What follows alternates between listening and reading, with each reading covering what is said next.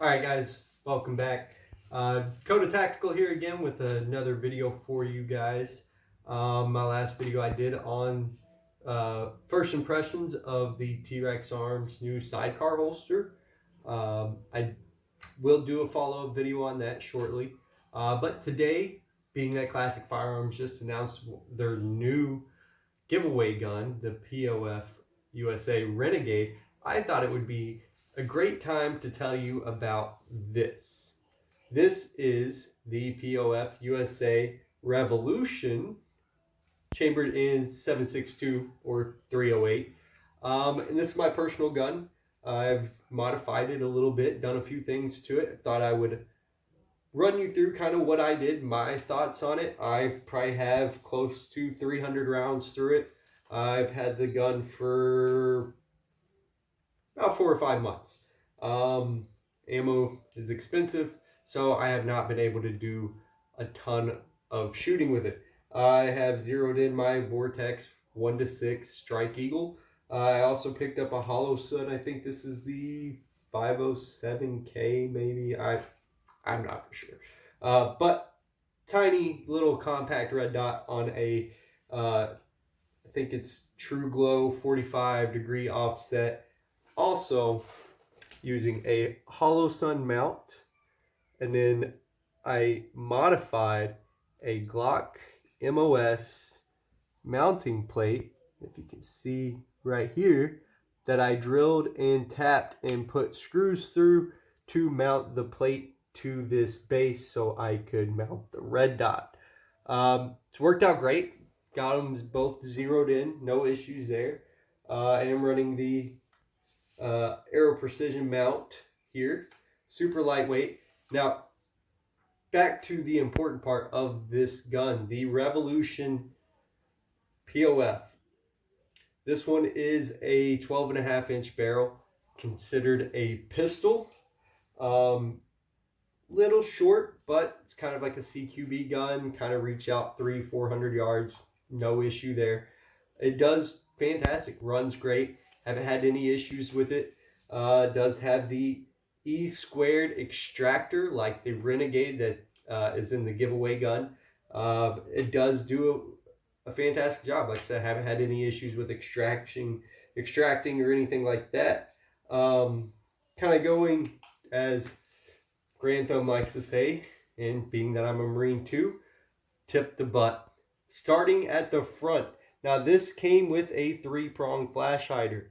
I did change that 3-prong flash hider out to reduce my recoil a little bit more, and this does great. This is a VG6 Gamma 7.62. If you can see that there. 3-chamber. Got the ports at the top, and it does great. Moving back from there, we do have a 6-position adjustable gas block for suppressor use, and turn it completely off, makes it a single shot. Does fantastic. This is the piston driven version, and just like theirs is, you can kind of, let me lock this back. Now what they didn't tell you on their gun, that is the same as on this one, it does have a bolt hold open right here in the trigger guard, if you can see that right there. So you press up on that. Some people don't like putting their finger in the trigger guard, but it will lock back your bolt. Of course, weapon is clear. I cleared it before we did this, but you can hear that piston moving around. Another thing I don't think they mentioned in their video, this does have a very big barrel nut, and that is to reduce heat. It's got fins on it. I don't know if you can see that in there, right in there. This barrel nut comes from about right here back to about right in there. Does really well. I have done a few mag dumps. Of course, with ammo being expensive, it doesn't happen very often. But yeah, no issue with it getting hot. Does great.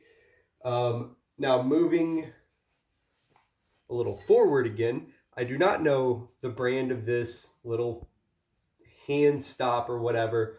I just thought it looked cool, matched the finish, this little gold looking thing. And it does great, just a nice reference point. And this hand guard, I didn't think I would like it because you see, I mean, it seems tall, pretty tall, but it does great.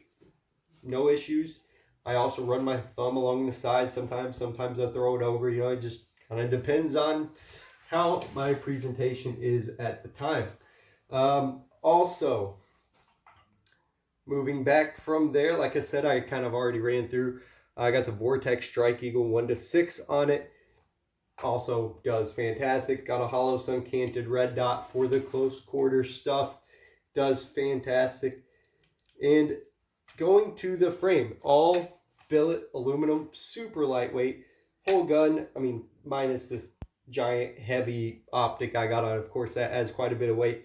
This thing weighs next to nothing. All Ambi Controls, as you can see. Got your magazine release, your bolt release, safety selector. Like I said, I covered the bolt catch right there. It's got a nice little indent here as a reference point for your trigger finger. I do not like to run my trigger finger there. I run it pretty much on my magazine release or on my bolt catch. On the other side, we do have your magazine release right there, as well as your standard bolt catch. Guess we can move to the sling. This sling is from Warrior Poet Society. John Lovell released an awesome video on this sling. It's got a little bit of bungee up here on it. Does really well, allows you to press out, still be able to keep the gun nice and high, keep your hands free, but still be able to present, doing transitions, whatnot, without having to swim out of it. And then it's also got this earth magnet here. So if I want to take it off really quick, boom, done. Super simple. Say if I have a backpack on, you know, throw a backpack over this while I have it slung and I need to take the rifle off and I don't want to take my backpack off. I just pop this off, take it out. Does fantastic. Go ahead and remove this for the rest of the video.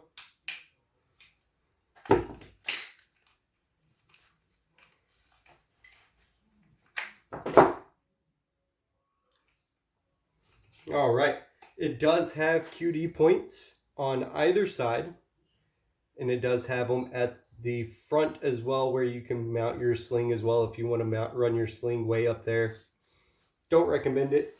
Also has the QD point right back here, and then this brace, not the factory brace. It came with a little fin, you know, really thin. I don't know the name of that brace, but it's awful. I wanted this to be able, you know, to shoulder it and not blow out my shoulder quite as bad. So I put an SBA 3 brace on there. I got it in flat dark earth, cool guy brown, to kind of match the rifle a little bit more. Does great.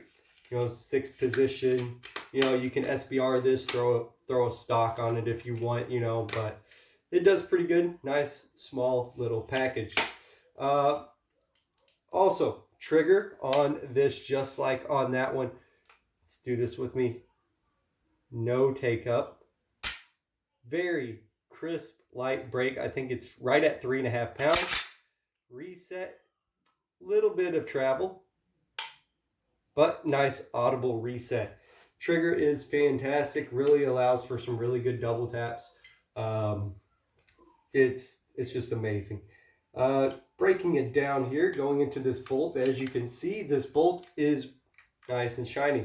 Now, they kind of class these as an AR-15 as opposed to an AR-10. The reason being is because they use a lot of AR-15 parts, being that your bolt is the same size as your standard 5.56 AR-15 bolt. This is dirty. I did shoot it the other day. I don't clean my guns every time I shoot them. But as you can tell, the firing pin sticks out of the back, unlike a typical AR-15.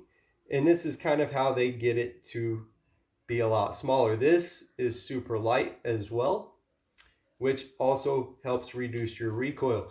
When you're shooting a 12.5-inch 308, every little bit, every ounce, it makes a difference. This is just awesome. Also, this awesome ambidextrous charging handle, cool little cross on there, fantastic. Really great, especially that I'm running this 1-to-6 vortex. Don't have any issues charging it from either side. Oh, as you can tell, your typical what is this? Your gas block? No, not gas block.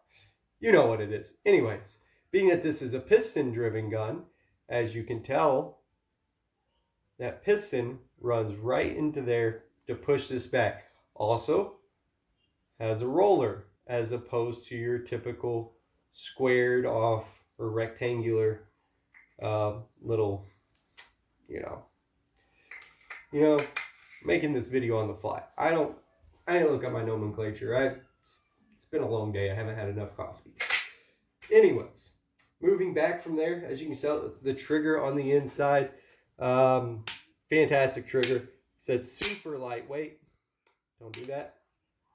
Your spring buffer tube is just your standard, for the most part, standard AR-15 buffer. It does really good.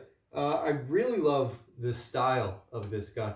If you look at, say, the forward assist here and the angles and everything, it is just an awesome looking gun. MSRP on this, I think, is around $2,600, right around there. I think I got this for right around 25 or so. Plus adding all of this stuff on, it adds up. But well worth it if you're really wanting a very reliable, very fast shooting 308. That is super lightweight. Like I said, I've put hands on tons of AR-10s, the Smith & Wesson, PSA, all of those. And they're heavy guns. They have a lot of weight to them, especially whenever you start adding stuff like this setup. I knew I wanted to do this with my 308. And to have this set up on a rifle 308 that is not made out of billet aluminum and fluted barrels and lightweight bolts and all of that, it gets heavy, very quick. So this has just been a really fun gun to shoot. Hopefully, whenever I get my range set up, I'll be able to do some videos of me running it, kind of do some shooting drills, some running gun kind of stuff, kind of compare it to my 5.56 that I have, the rifle, and kind of just how manipulations are, as far as your ready ups and whatnot, your felt recoil. This recoils very light. It's kind of like a stock AR, maybe. I wouldn't say that. Say you put a flash hider on an AR as opposed to your A2 birdcage. That's kind of about the recoil of this. So not much. Very flat shooting. It allows for very quick follow-up shots.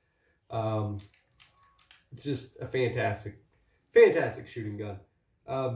Like I said, getting my range set up. That's another thing. I'm currently going through the process of building my own shooting range. It's going to be more of a run and gun style shooting range. I don't want, I hate going to the range and having to stand on a line and shoot at, 25 yards at a single target, and then, that's all you do. I bought an acreage farm here. I have about 10 acres and I'm going to build a nice shooting range on it. I just got approved for the rezoning to go from agricultural to commercial. It is going to be a range where you guys will be able to come out and train on the range. I am also an NRA certified instructor as well. So I could offer NRA classes. Not going to be my primary go-to. I don't want to say I don't like the NRA, but their training's kind of, I don't know. You get better training elsewhere. So I want to be able to teach people how to engage multiple threats, how to shoot in and around vehicles, barricades, many of different things.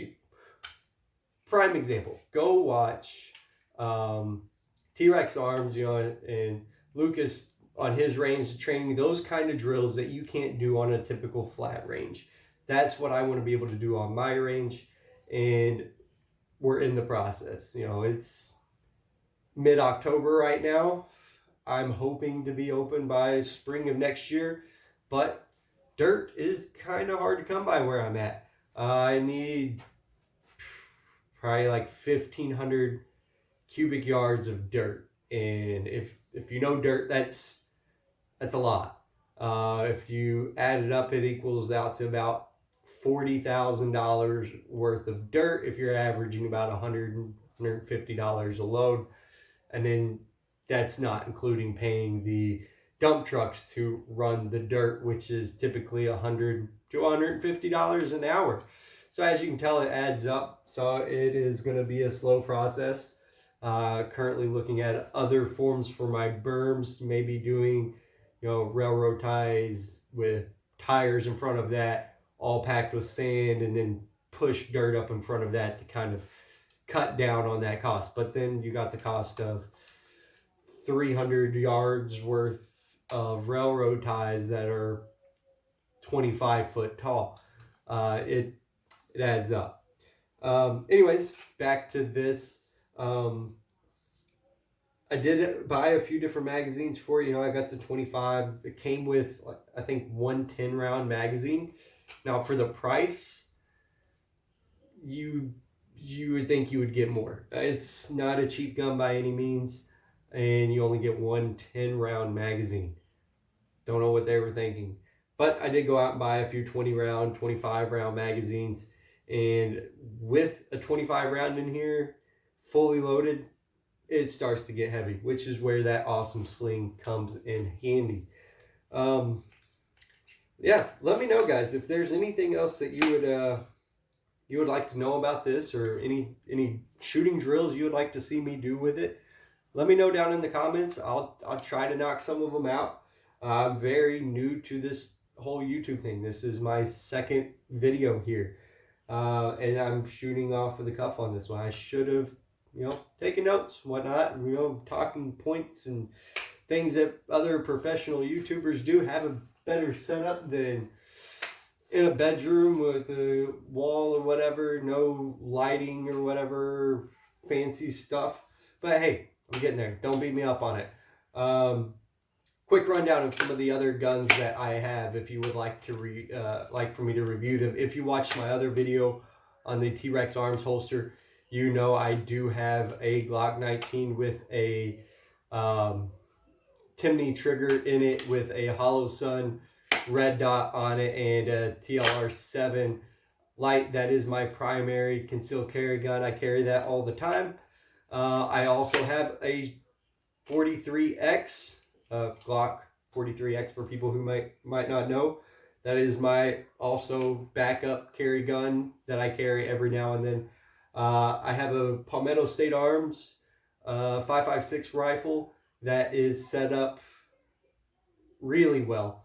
Muzzle brake, Timney trigger, it's decked out. For being a cheap budget AR, it does fantastic.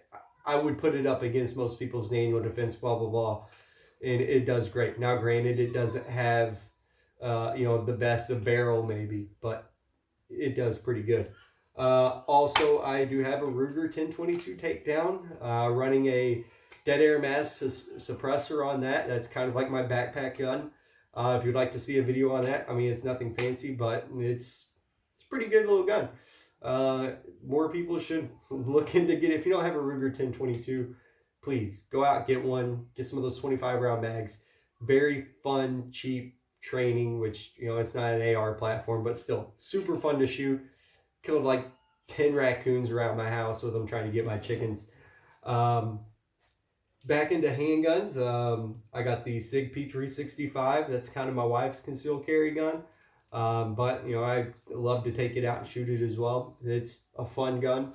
I got the this would be interesting for some of you guys. Palmetto State Arms Dagger, the PSA Dagger, the 9mm Gen 3 Glock clone, in flat dark earth. It's a really good gun. I've put a few hundred rounds through it, done a few classes with it, you know, pistol training classes with it. It does great. Let's see what else. Got another Glock 19 that I keep in a MCK Roni chassis. That's kind of like my truck gun. Also, fantastic chassis. Really stretches the distance on the 9mm. You know, I can hit a target out to 100 yards. Ding, ding, ding. You know, it's fantastic. Got quite a few other little 22s. I got a Typhoon Defense AR style 12 gauge shotgun. That thing is a beast. If you have not seen those, there's not very many videos on YouTube, but go look them up. They super reliable, super fun to shoot. And this one I got is all decked out with red accents and whatnot. It looks awesome. What else do I got? Kind of give you an idea. Excuse me.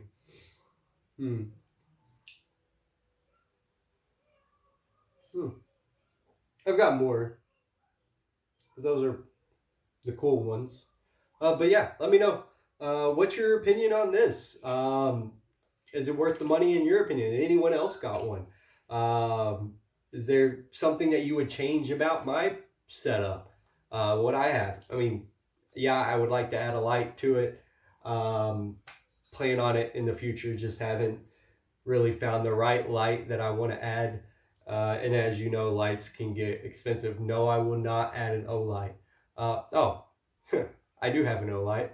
It is on my Smith & Wesson M&P 22 compact pistol with the threaded barrel, suppressor height sights. That's also a gun that I throw my suppressor on. I like to shoot with that. That's kind of going to be like my backpack gun as well with the 1022 takedown. You know, I say I want a pistol that's suppressed, I have that. If I want the rifle, you know, I have that.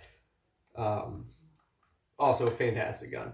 Ruger LCP 222, I have that. That's kind of like my wife's running gun, you know, because she doesn't want to run and carry a, you know, the SIG 365. So she has, you know, the LCP 222. It's okay, you know, it gets the job done. You know, if someone shot at you with it, you hear it go bang, you know, it's probably going to scare someone off. And, you know, it holds 10 rounds, so it would run someone off, I'm sure. I think it holds 10 rounds. You know, I haven't touched that gun in a long time. I have to check. I'll get back to you on that.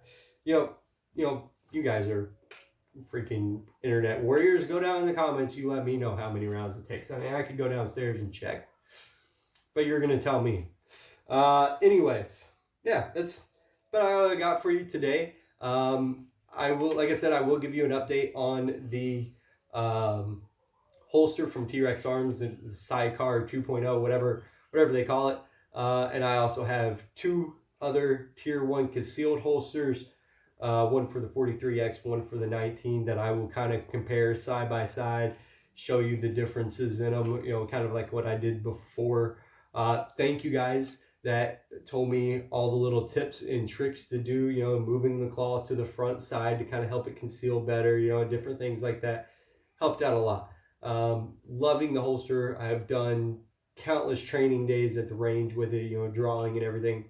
And it's fantastic. You know, is it hands down better than the Tier 1 concealed? No, it's not. It's the exact same for the most part, other than the retention issue that I have with mine.